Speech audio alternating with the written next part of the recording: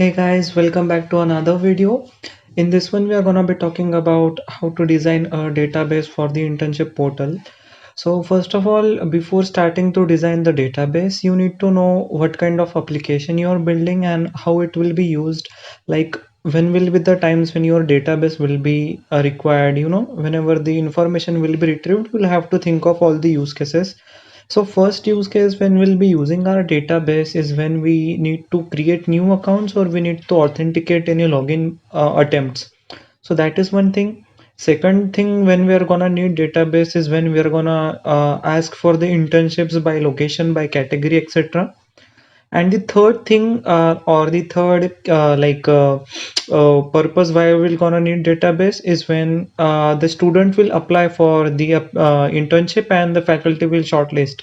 So these are the three use cases when we are gonna need the database calls.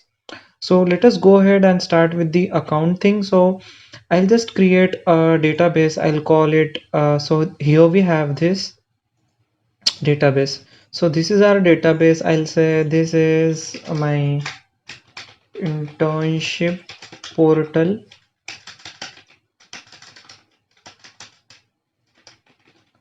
Okay, give me a second to increase the font size.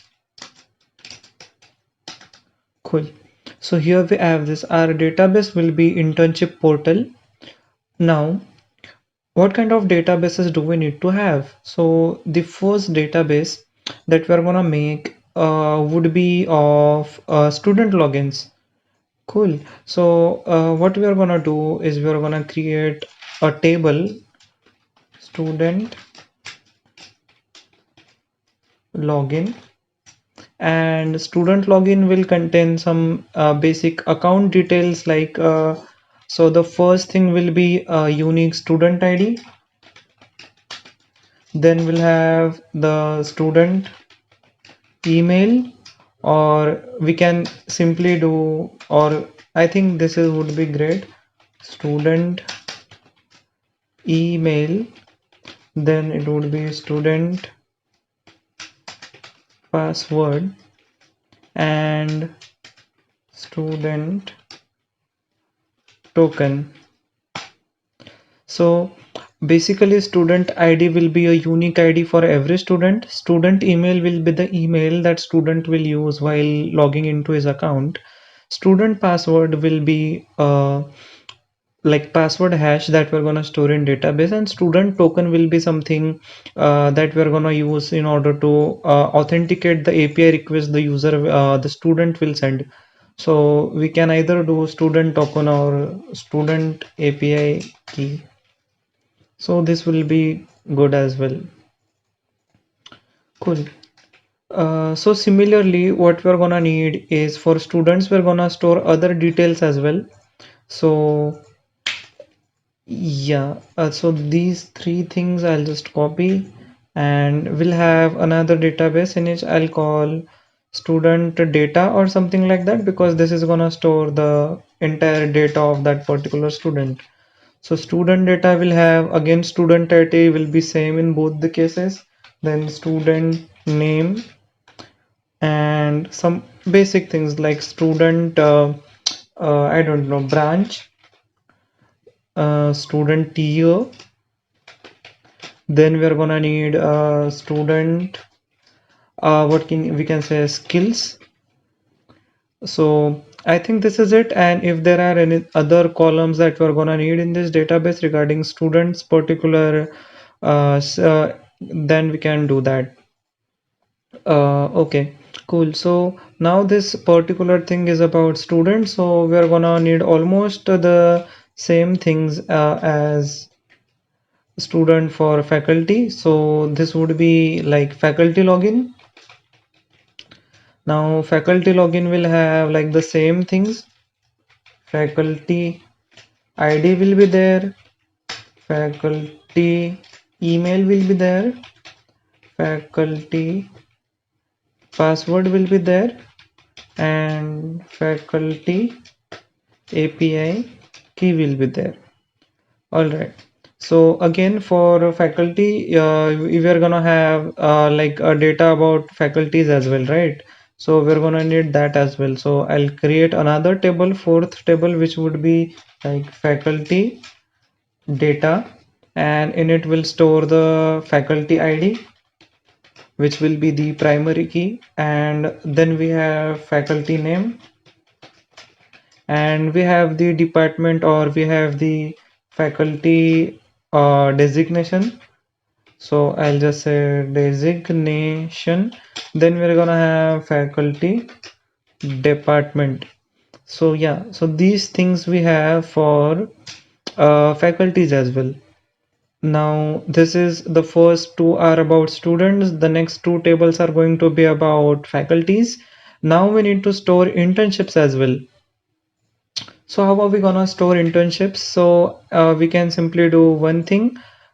We can say that this is like internships, and for particular internships we can have an internship ID, internship title, and we're gonna have internship sorry, internship description, and we're gonna have internship description along with that location. We're gonna have internship skills, the skills required for this internship. Then we're gonna have internship duration, internship last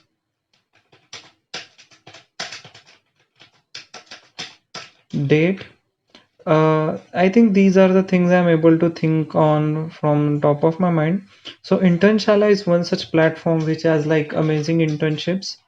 So what we can do is we can actually go to internshala.com and we can see how they are, managing their internships. So I'll just scroll over. So let us say I have like engineering internships.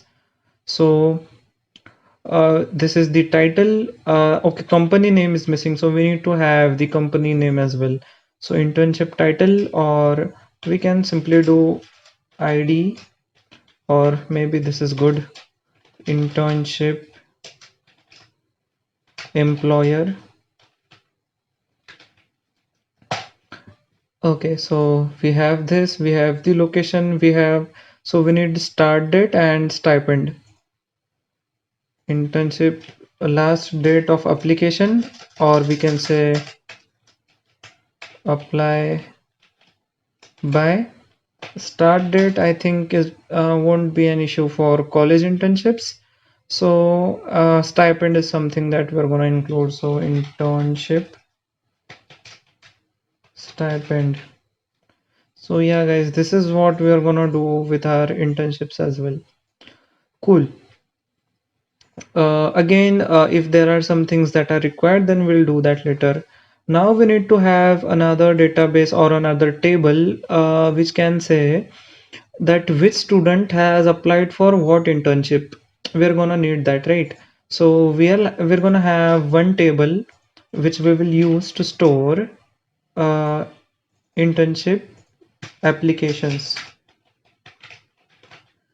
So internship applications.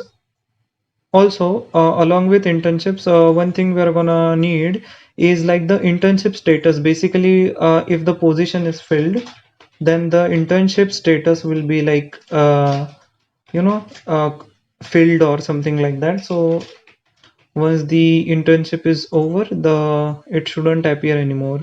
So internship status. So internship applications will we're gonna have application ID.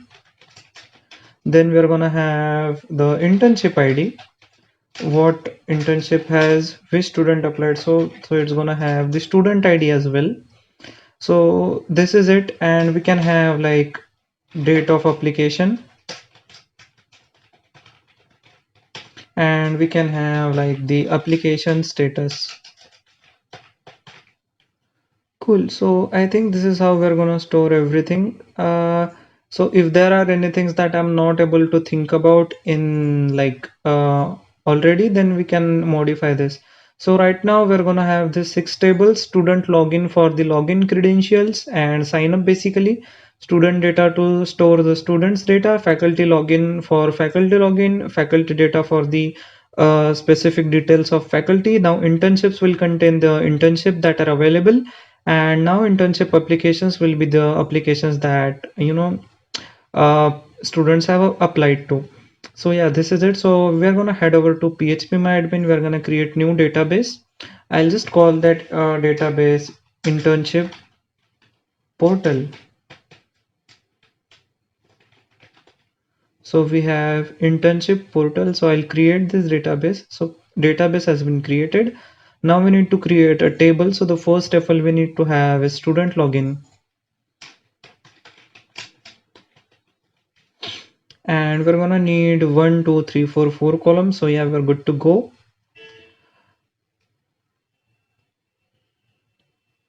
Next, we need to have student ID, student email. So I'll just say student ID int, and this is going to be a primary key that is auto incremented. Student ID, student name, which will be varchar, so 255 ideal value, and it can't be null. Student name, sorry, student name won't be there. Student email will be there. Student password will be there. Again, this will have varchar 255 length, and this won't be null either. And we have the student API key, so which will be a token, which can be again alphanumeric both. So this is how. And storage engine, we have InnoDB. Cool. So we have this a table created. We need to have another table in this database. So we'll go to create new table. We need to save like student table name as student data.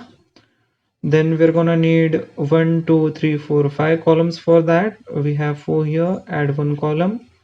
Now the first thing that we're gonna need is student ID, student name. Student ID, again it's gonna be int auto incremented, or okay, so this won't be an auto incremented key. This will be the key the same as previous one. So this table won't have any primary key as such. We can have an unique key instead. Cool. So like one-to-one relationship, one student only have like one name and one data. So one student ID will be mapped to one detail of particular student.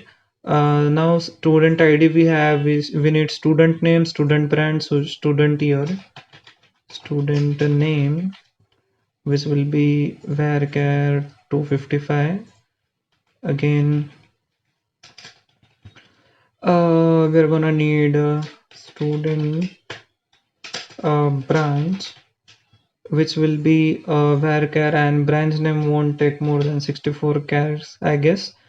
Or we can either go safely. We don't have performance considerations. We have student year and student skills. Student year, which will be varchar, and student skills.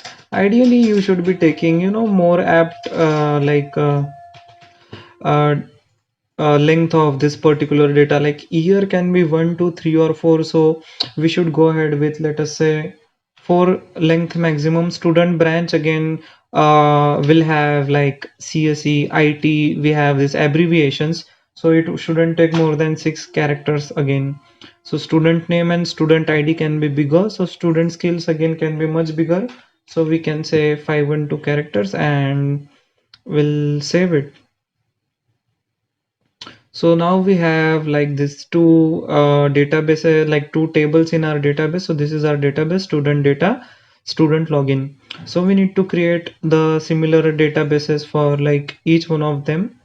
So what I'm gonna do is I'm gonna create these databases, because the process will be like largely similar which I did for the first two tables.